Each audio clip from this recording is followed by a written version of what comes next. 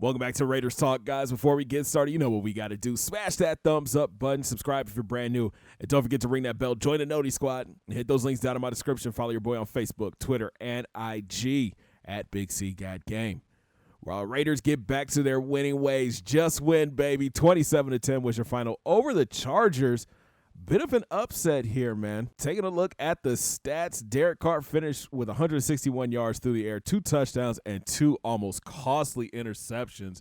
He had the offense looking great in the first half, but in the second half, he got a little careless with the ball and tried to force 2 passes that led to interceptions. On the ground, Josh Jacobs had another big day, 25 carries for 110 yards. He did have 1 fumble, though. I'm glad to see Josh back out there. He is showing why he's going to be Rookie of the Year this year. Chipping it was Jalen Richard. He had 25 yards on the ground, but he had a costly fumble as well. Joey Bosa just ripped the ball out of his hands, but luckily the defense came to play. We'll talk about that here in a second. Out wide, Terrell Williams led the way with 5 grabs for 77 yards and a touchdown. Darren Waller had 2 grabs for 72 yards. J.J. Nelson had 1 catch for 11 yards and a touchdown. And shout out to Keith Smith, the fullback. He caught the ball too. I would love to see Renfro get in here on these catches. Carr only completed 9 passes on the day. We got to get the ball out to these wide receivers a little bit more. Now on defense, what can I say? These boys came to play. Vontaze Burfict led the way with 8 tackles this week. Carl Joseph had 5. Garyon Conley had 5. Maurice Hurst, 5 tackles, 2 of which were sacks. Shout out to LaMarcus Joyner. He had 4 tackles. Talking about sacks, though, Maurice Hurst had 2. Arden Key had 2. We kept bringing the pressure on Phillip Rivers, making him very uncomfortable in that pocket, which led to 5 interceptions by the Raiders defense, led by Daryl Worley, the third-year player from West Virginia. 3 interceptions in one game. He was all around the field, man, so shout out to him. Vontaze Burfict had an interception, and so did Tahir Whitehead. Now let's dig a little bit deeper into these stats. As you can see, the Raiders outgained the Chargers 279 to 247. We held that running game to only 85 yards on the ground, but they did outpass us with 162 yards. But we held the ball, man. Where's it at? We held the ball for 20 minutes, so just about even stat-wise, but those 5 turnovers by Phillip Rivers really hurt the Chargers. Thankfully, we get the dub.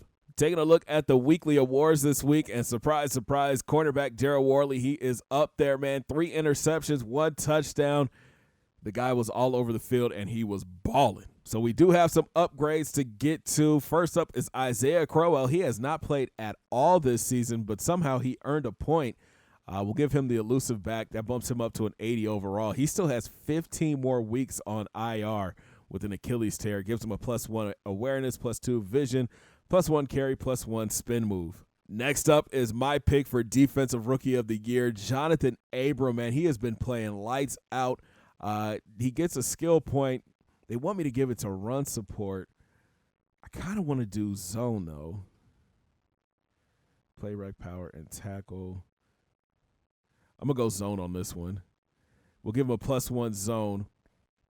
He gets 1 acceleration, +1 awareness, and +2 zone coverage. Next up is Nick Nelson. He's our cornerback. He gets a +1. We're going to go man-to-man because that's what I run.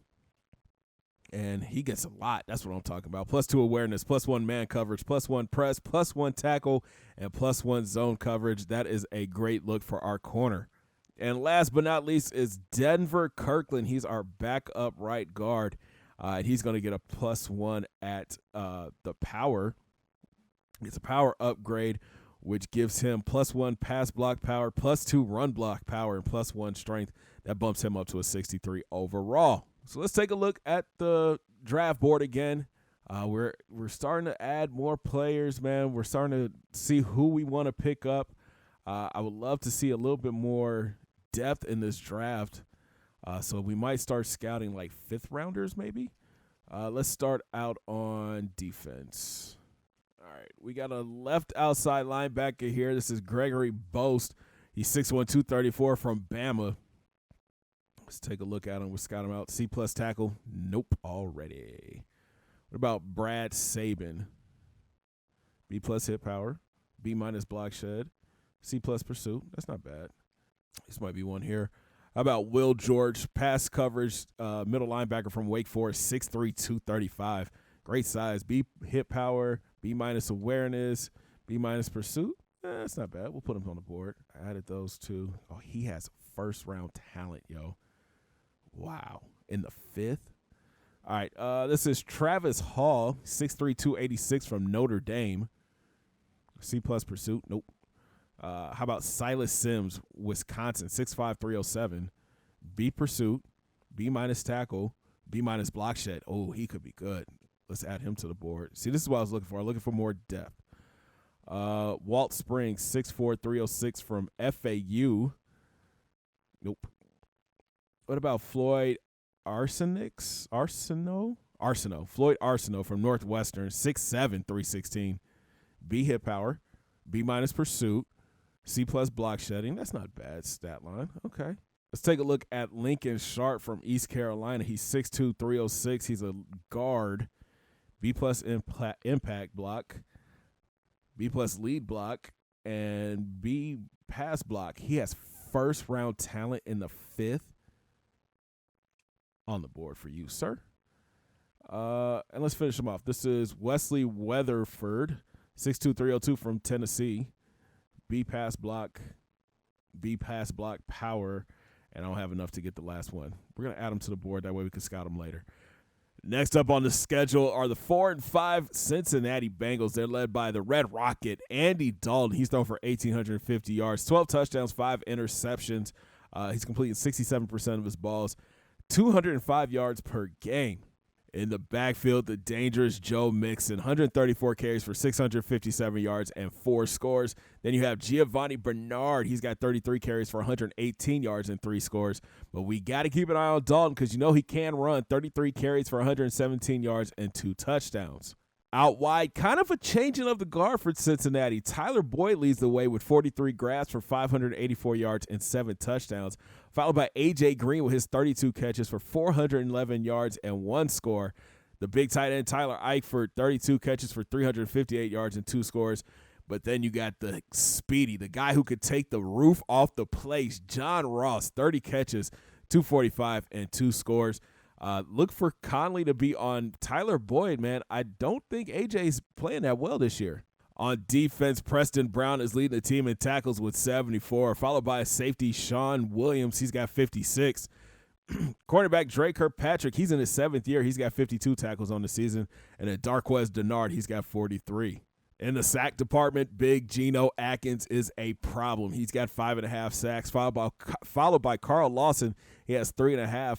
Then you have Jermaine Pratt, the middle linebacker, with 2, and Carlos Dunlap has 2 as well. This defense is not known for forcing turnovers. Drake Kirkpatrick has 3 interceptions on the season, followed by William Jackson's 1, and Vigil has 1. So our Raiders are looking to make it 2 in a row at home as the Bengals come to town. Can Oakland make it back to 500 at an even 5-5? Thanks for watching, guys. If you enjoyed the video, make sure you smash that thumbs up button. Subscribe if you're brand new. Don't forget to ring that bell. Join the Noti Squad. And hit those links down in my description. Follow your boy on Facebook, Twitter, and IG at Big C Got Game. And we'll talk from the black hole as the Bengals come to town. Have a great day, guys. 2 fingers in the air. Peace.